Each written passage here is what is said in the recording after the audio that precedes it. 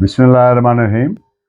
आज हम डिस्कस करेंगे सेक्शन 299 ई पीपीसी जो डेफिनेशंस को डील करती है। आज डेफिनेशन जे और के यानी कत्ल और किसास को हम मुख्तसरन डिस्कस करेंगे।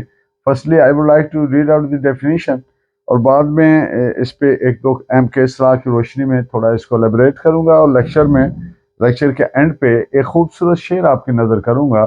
लेक्चर फायदेमंद मालूम हो सब्सक्राइब कर दिया करें ताकि हर लेक्चर आप तक पहुंचता रहे। So I read out the definition of qatl. Qatl means death of a person. कत्ल का मतलब किसी शख्स की मौत है।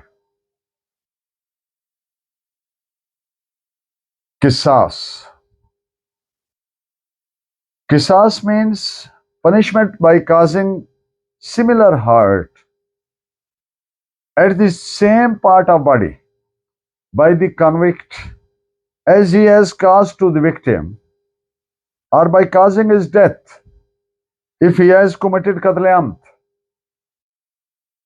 in exercise of the right of victim or a wali। कसास का मतलब वो सजा है जो मुजरिम के जिस्म के उसी हिस्सा पर उसी तरह की जरब लगाना है, उसी तरह का हर्ट काज करना जैसे उसने विक्टिम या मकतूल के जिस्म को लगाई है। अब विक्टिम मजरूब भी रह सकता है और मकतूल भी हो सकता है, तो इसलिए लफ्ज विक्टिम ही बोल रहा हूं। या मुजरिम की मौत वाक़या करना अगर उसने कत्ल आमद किया है।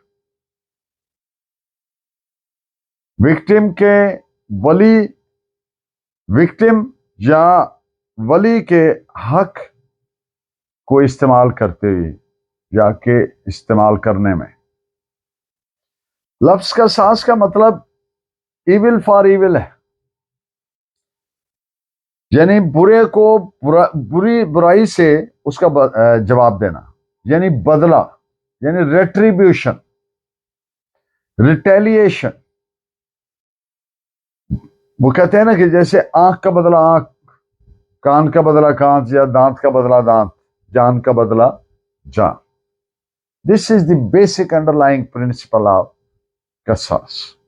इस पे आप एक जजमेंट नोट फरमाइए, पीएलडी 2015 सुप्रीम कोर्ट पेज 77। लेकिन एक बात याद रहे कि ड्यू प्रोसेस ऑफ लॉ के बगैर कोई वली या विक्टिम हक की कसास एक्सरसाइज नहीं कर सकता। मतलब बाकायदा ड्यू प्रोसेस ऑफ लॉ क्या है कि पुलिस को इन्फॉर्म किया जाए, पुलिस एफआईआर दे, पुलिस उस पर इन्वेस्टिगेट करे, चालान सबमिट करे कोर्ट में एविडेंसेस हों, शहादतें हों और कोर्ट उसकी गुनाही बेगुनाही का फैसला करे। Now if the court comes to a conclusion that इसने ये जुर्म किया है तो फिर ये राइट एक्सरसाइज होगा। ये नहीं है कि आज खुद को उठ पड़े और वो कहे जी मैं अपना राइट लेने जा रहा हूं कसास का। No, this is not due process of law. उसके मुताबिक इस पे आप जजमेंट नोट फरमाइए, पीएलडी 2015 सुप्रीम कोर्ट पेज 77। और ये जो ड्यू प्रोसेस ऑफ लॉ है इसमें एक फर्दर एडिशन आप देखेंगे, जब तक सेक्शन 304 पीपीसी के मुताबिक एविडेंस नहीं होगी। 304 में दो बुनियादी चीजें हैं कि एक तो या तो वो उसको कन्फेशन कर लेता है कसास के, जो जिसका कसास के मुताबिक सजा बन जाती है, और दूसरी बात कि एविडेंस आर्टिकल 17 ऑफ द केओएसओ के बिल्कुल उसके जो प्री रेक्विजिट्स प्रोवाइडेड हैं उनको पूरा करती है, उन पर पूरा उतरती है। तो जब तक सेक्शन 304 पीपीसी के मुताबिक एविडेंस नहीं होगी तब तक बतौर कसास सजाए मौत की सजा नहीं दी जा सकती।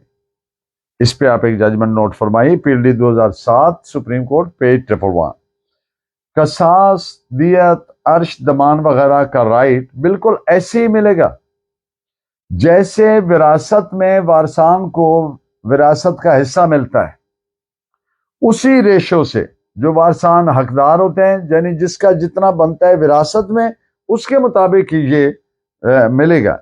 मतलब जिस तरह तरका की तकसीम होती है वारसान में, उसी तरह से ये राइट तकसीम हो जाएगा, जिसका ज्यादा बनता है उसको ज्यादा, जिसका कम बनता है उसको कम।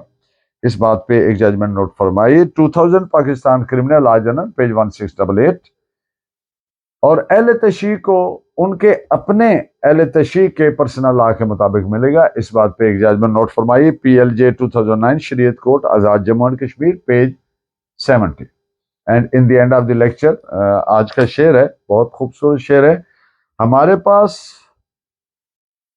सुनाने को कुछ नहीं फहमी, हमारे पास सुनाने को कुछ नहीं फहमी, हमें तो ख्वाब भी देखे हुए जमाना हुआ। Thank you very much. Please keep watching and guiding me by your valuable comments. Allah Negema.